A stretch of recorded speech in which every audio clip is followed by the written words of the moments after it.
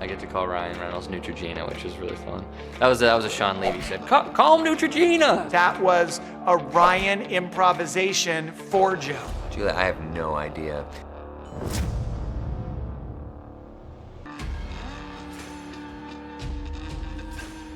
Don't have a good day, have a great day. I'm not gonna be a good guy, I'm gonna be a great guy. Well, enjoy your lifetime supply of virginity.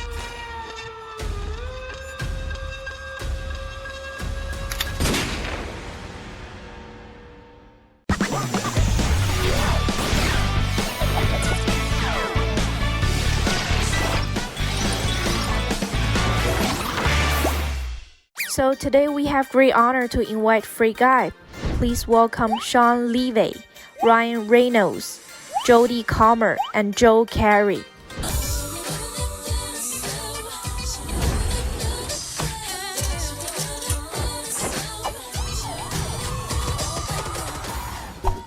请开始你的表演，这里是访问，你想知道的都有。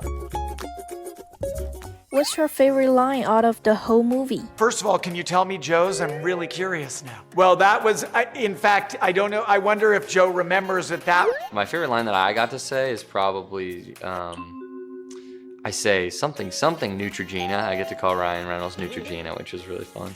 That was a Sean Levy said, call him Neutrogena. So that was pretty funny. And there's so many great one-liners in this flick, so it's kind of hard to choose. But I really do like that dude's catchphrase. I think that's great. That was a Ryan improvisation for Joe. Julia, I have no idea. That's the thing. I never remember that. I'll sometimes say to someone, "This line is fantastic." They'll be like, "Well, you wrote it," and I'll be like, "Wow, I didn't write." And then vice versa. I'll think like, "Wow, I can't believe I came up with that line," and the writer will say, "No, it was me." So I'm terrible at that. I just bow out of it now. I don't know what I wrote, what I didn't write. I always remember the lines I write that are sentimental. I don't remember comedic lines as well. We'll chalk that up to like a Sean Levy, Ryan Reynolds co-production. Yeah, the mind hive, the mind share. There was a lot of that on the set where even if we were, like Taika would be improvising and I would throw out lines for Taika to try and Ryan would, so there was a lot of give and take. My favorite line from my character is I like his catchphrase, "Don't have a good day, have a great day." I like it because my kids say it now all the time. They saw the movie and then every single time I walk out the door, they say, "Don't have a good day." And then they always say it like it's a joke. I don't know the punchline to. "Have a great day." Oh, that's so easy. It's where she, when Guy says, "I'm not gonna be a good guy, I'm gonna be a great guy," and she says, "Okay, well, enjoy your lifetime supply of virginity." So we were wondering if there was any sort of riffing or outline process?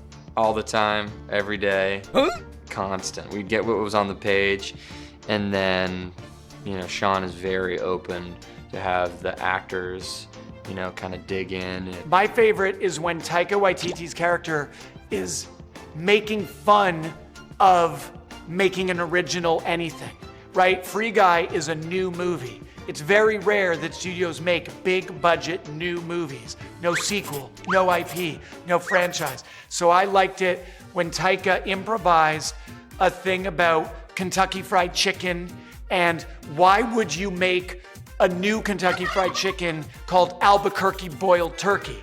No, you're gonna give them Kentucky Fried Chicken, part 2. Chicken.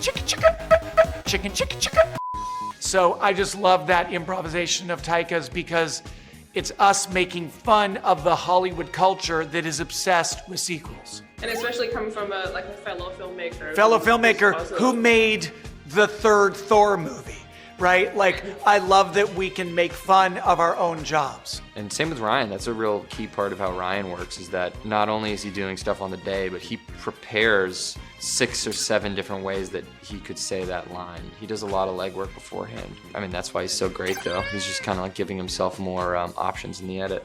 I mean, I love it. I think it's less about improvisation to me and more about listening to the movie and like listening to what it's telling you. And because if you listen to the movie, it will speak to you. And so improvisation is like a kind of a myth for me. I'm not like Robin Williams. Taika is like Robin Williams in that way. He's just like improv factory. People think I'm an improv guy, even though I started out in improv, that was my first kind of job, but I write everything in advance. Like I'll have 10 alternate jokes for any joke in a movie, and people think I'm thinking of them in the moment on set, but I'm actually looking at my phone and reading the options I had, and then trying, and then sometimes I think of something in the moment and do that too, but I'm not a purebred improvisational actor like people sometimes assume I am.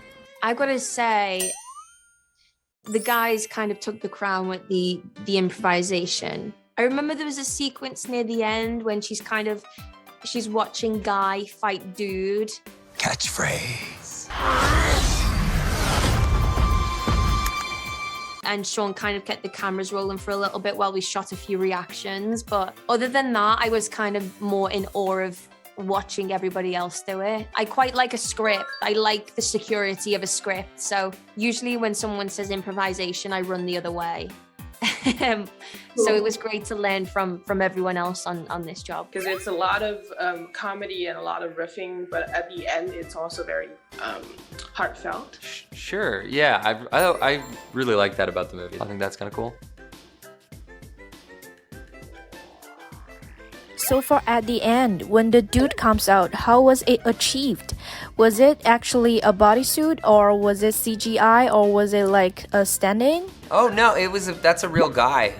His name's Aaron Reed. He's a bodybuilder. He's about 6'7" or 6'8". He's huge. He had tracking dots on his face, and so we shot with him. And I would do my parts. We would shoot his side, and then they would shoot me doing his side, so I could kind of perform it. And then later on, we would map my face onto his. And it was painstaking but worth it. It was a lot of fun in the end to have that character come to life, and you know, just the idea that my main nemesis is me is a lot of fun to me. As we know, you have two characters in the movie, so could you tell us what is the relation between Millie and Molotov Girl? Is there any deeper or inner connection between them? Yeah, so Molotov is an avatar who is created by Millie. So I think the most important thing was that even when Molotov was on screen, we always had an essence of Millie. You know, they always had to feel connected. So I worked a lot with the stunt department to really kind of hone in on that and make sure that, you know, when we were in the video game, we really believed that she was kind of this superhuman character. So we wanted to ask, was it difficult to get all of these either IPs or like video game elements into the movie? Was there a lot of coordinating? Well, there was definitely a lot of coordinating because we asked a lot of famous people from the gaming world, from the Hollywood movie world to be a part of the movie. And anytime you're asking famous people to show up for anything, they have very busy schedules. But I'm also really kind of happy to share that in every single instance, it came down to Ryan or me calling the person and saying, hey, we're making this movie. It's about this. The spirit and the sense of fun is this. Do you want to be a part of it? And no matter who they were, people said, if you can work out the schedule, yes, I'd love to be a part of it. So it was a little complicated on a calendar, but it was also a lot of people being generous with their time and wanting to be a part of a movie that was just trying to put some positivity and some optimism back into the world. And then thank you for your time. And then once again, congratulations on the movie. We cannot wait for more people to see it. Yay, me too. And I'm thrilled that we're going to be coming into cinemas in China. Thank you.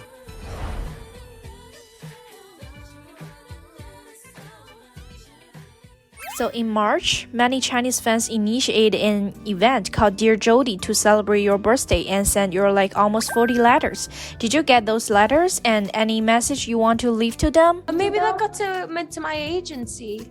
That's incredible. Yeah, they wrote me 40 letters. Oh my God, I would say thank you so much. That's so kind. I want to hunt them down. Oh, I'm definitely a big foodie, so food is definitely a plus for me.